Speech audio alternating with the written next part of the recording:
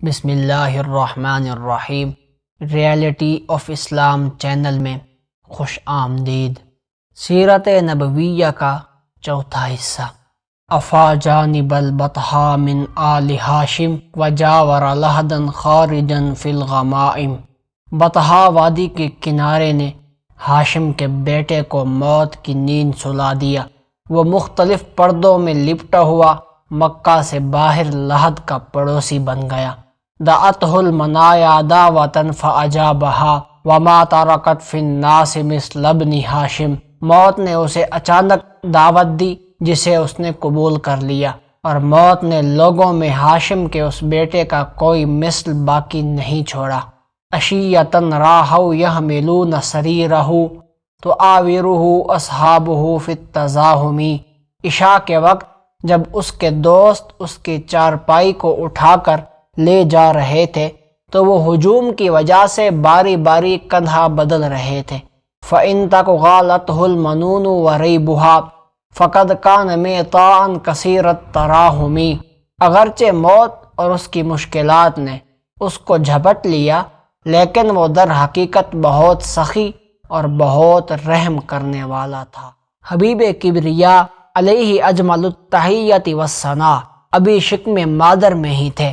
والد ماجد کا ذل عاطفیت سر سے اٹھا لیا گیا اور آپ یتیم ہو کر رہ گئے۔ علامہ احمد بن زینی دہلان رحمۃ اللہ علیہ اپنی کتاب السیرۃ النبویہ میں لکھتے ہیں، حضرت ابن عباس رضی اللہ تعالی عنہ سے مروی ہے، جب حضرت عبداللہ نے وفات پائی تو فرشتوں نے بارگاہ خداوندی میں عرض کی، اے ہمارے اللہ اور ہمارے سردار، تیرا نبی یتیم ہو گیا، اس کا باپ نہ رہا۔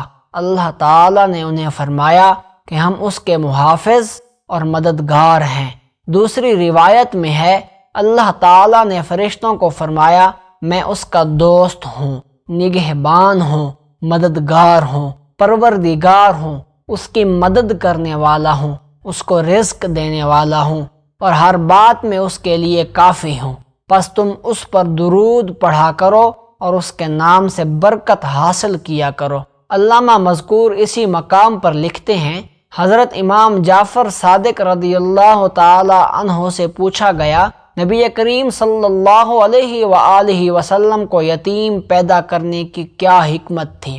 آپ نے فرمایا، اس کی متعدد حکمتیں ہیں، ان میں سے ایک حکمت یہ ہے تاکہ کسی مخلوق کا حق آپ پر نہ رہے، یعنی وہ حقوق جو بالغ ہونے کے بعد کسی پر ان کے ادائیگی لازم ہوتی ہے۔ آپ کی والدہ ماجدہ نے بھی اس وقت انتقال فرمایا جبکہ حضور علیہ السلام کی عمر صرف 6 سال تھی۔